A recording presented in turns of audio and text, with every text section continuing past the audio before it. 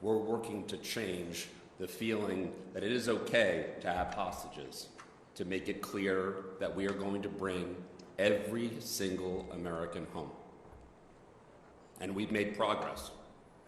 We brought 175 people home, over 100 Americans, others allies in Israel, other places. I see some of you here in the room tonight. But we're not going to stop. We're not going to stop until all Americans are home.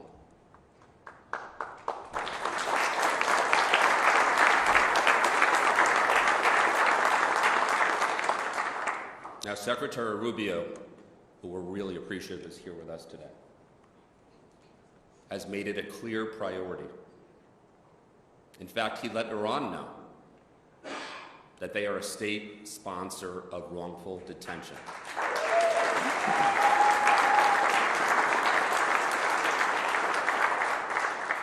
And he has put other countries on notice, not just Iran. Anyone that holds American citizens, Russia, Afghanistan, countries in Africa, that it's not okay and we will not stop until they're home. I want everybody to know our success is driven by a number of things. First and foremost, it's driven by the President of the United States, President Trump's vision to get to peace through strength. And that is why we're succeeding, not only on the hostage side, but it's why he's succeeding broadly. The second thing is a group of people, the FBI, state, our National Security Council, that are committed to bringing people home. And these are people that I am privileged to work with because they risk their lives. Some people don't know they're behind the scenes. But I know how much they make a difference. And I know and I see when President Trump unleashes talent, what we can do, how many people we can bring home. So I'd like to introduce you to our Deputy Director at the FBI, Deputy Director Christopher Rea, who's been a huge partner with us, SPIHA, with state, in bringing people home. So thank you.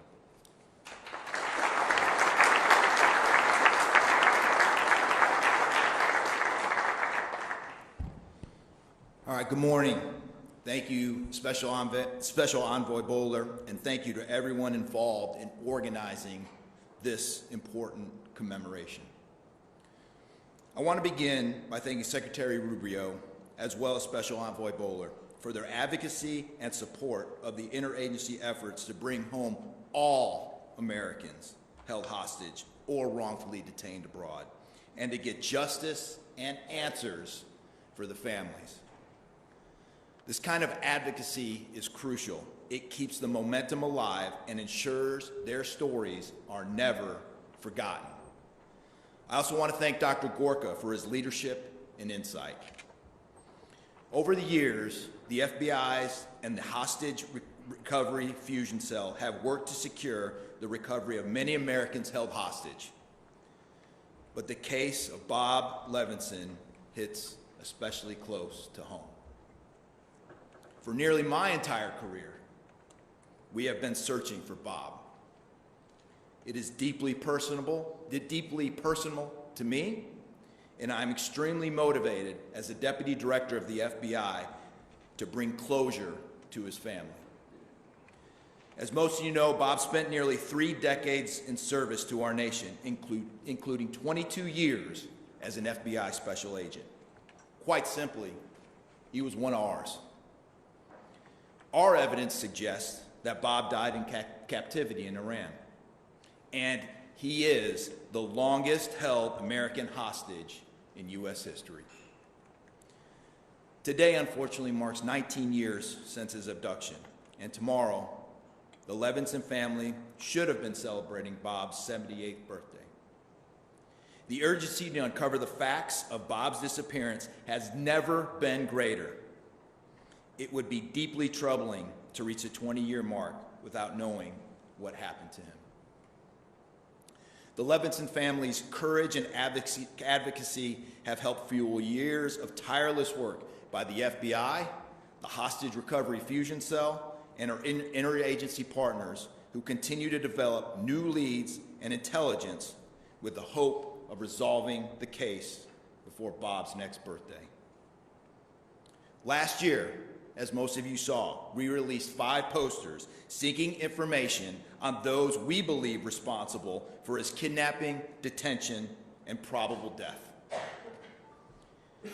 We have kept this story front and center, and we will never stop. Additionally, we've shared a list of those involved in this crime with our interagency and foreign partners so they can pursue justice if the opportunity arises. I'm deeply grateful to our agents, our employees, our investigative teams, and all the agency partners who have worked so hard to try to bring Bob home. They have not wavered in their pursuit of answers, and they continue to push forward every day. They are fighting not only for Bob and his family, but for the many, far too many, other families facing the same unimaginable circumstances. We will not back down. We will never abandon our own. Our mission is clear: bring our citizens home and ensure those responsible face American justice. Thank you.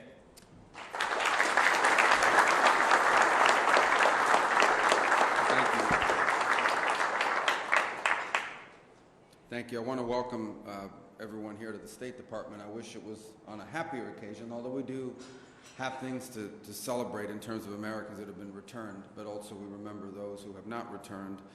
I want to open, first of all, just by stating the obvious. The United States is currently engaged in an operation targeting one of the world's leading hostage taker, the world's leading sponsor of terrorism, the regime in Iran.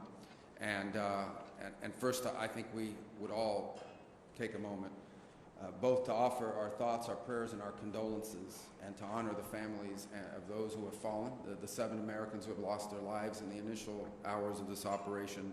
Incredibly brave Americans, and you saw 6 of them dignified return over the weekend, and we all are all in awe of their service, of their bravery, of their courage, and our hearts and our support extend out to their families in this very difficult moment, and the families of these incredible heroes. And heroic things are happening all the time, some of which will never make it to the headlines, but American men and women in uniform are conducting an extraordinary mission with extraordinary efficacy and efficiency and impact.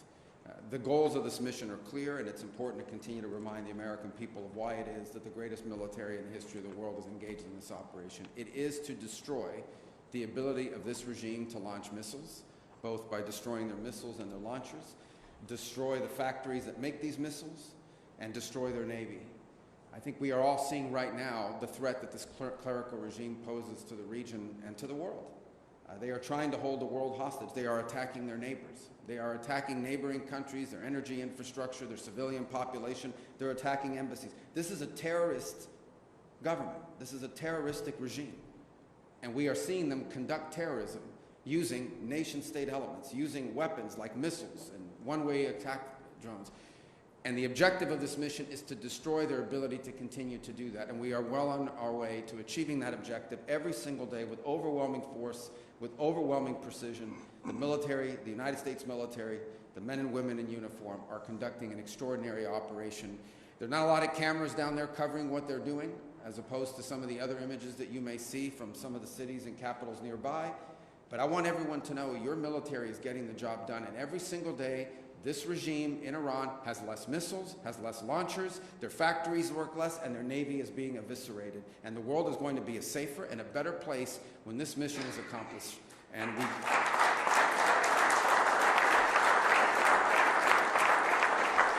Now, we are here today, obviously, on something that touches right on Iran, but I think, unfortunately, it's not just limited to Iran. And we're here on the 3rd U.S. Hostage and Wrongful Detainee Day, and it's a day that exists because families and loved ones refuse to let their loved ones be forgotten.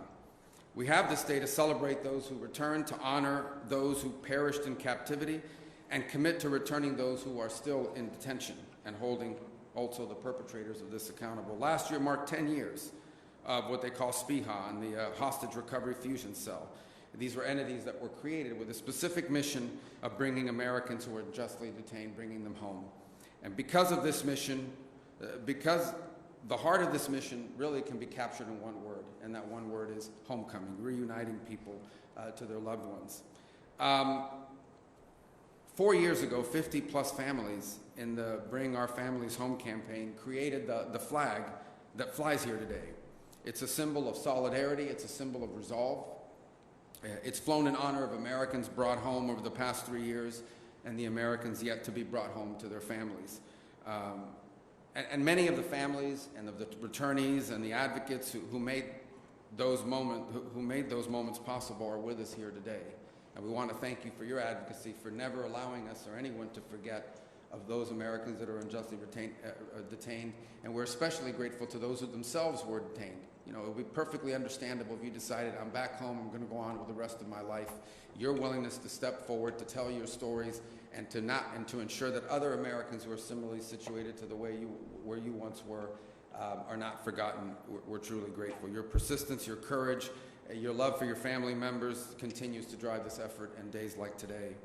As was already pointed out, March 9th marks the day that Robert Levinson went missing in Iran, and actually it was in a case that I was also very involved in as a United States Senator, dating back to my very first day in the Senate. In fact, one of the first meetings I had, and to this I credit my former colleague, Senator Bill Nelson of Florida, introduced me to this case as soon as I got elected, and because of Levinson's ties to Florida. And we remained on that case throughout my career in the United States Senate, and it's one we will not forget. It's indicative of two things: the fact that Americans are taken all over the world, but it is particularly a reminder of the nature of the regime that we're dealing with in Tehran. We're honored to have his sons here today, Dan and Doug, with us. Thank you for being here. We appreciate you very much.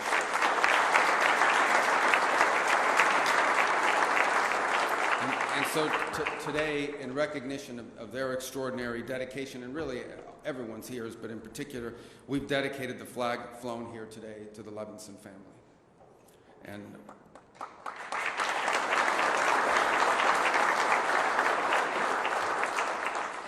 I think it's also important to give President Donald Trump a tremendous amount of credit. He has made, from the very first day in office, the return of Americans held abroad unjustly a priority of his administration. And since his inauguration, a little over a year ago, over 100 Americans have been brought home.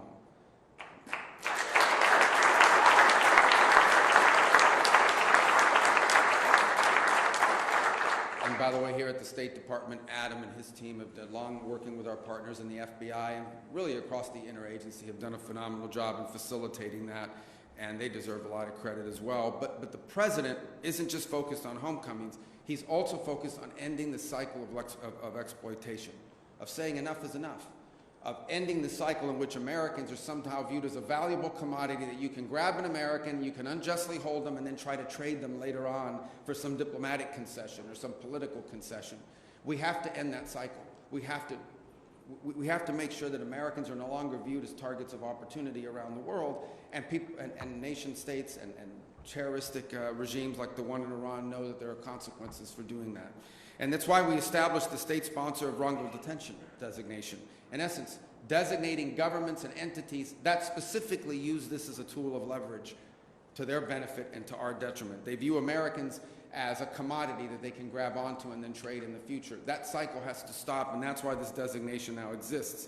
And that's why, you know, we're the first, I believe, country we designated right under this authority on February 27th was this clerical terroristic regime in Iran.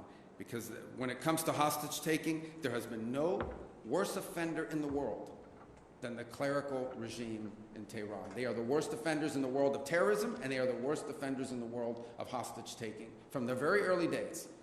And so they were our first designation. They were founded, unfortunately, on an assault on the brave men and women of our foreign and civil service that were located there in Tehran. And the message is going to be very clear. The United States will not tolerate hostage diplomacy.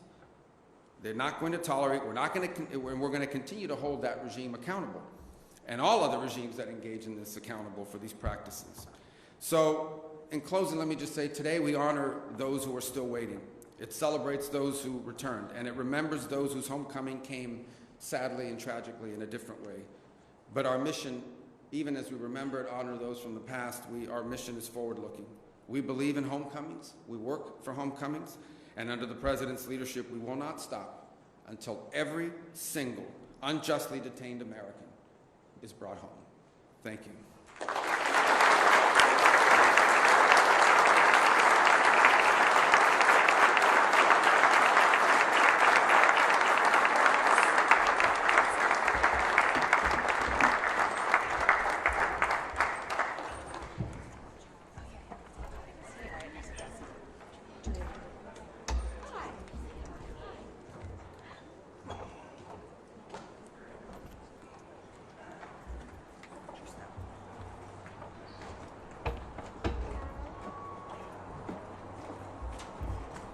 Need y'all move out of there. I gotta go right there by the camera. Need you to pull out.